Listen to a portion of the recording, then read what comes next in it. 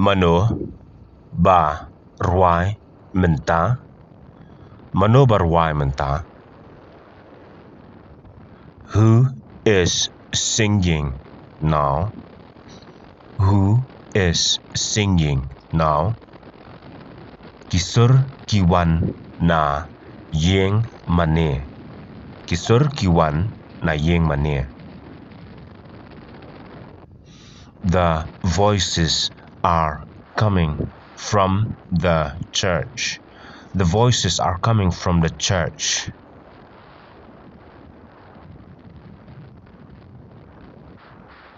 Cá sngew thiang bha. Cá sngew thiang bha. It sounds very sweet.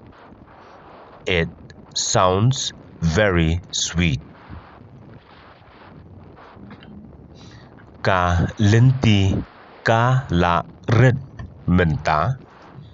Cá lynti cá la red mynta.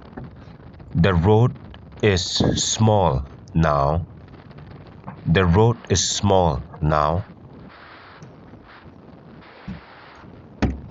Hỏi tăng ba ngà qua ban rwai. Hỏi tăng ba ngà qua ban rwai.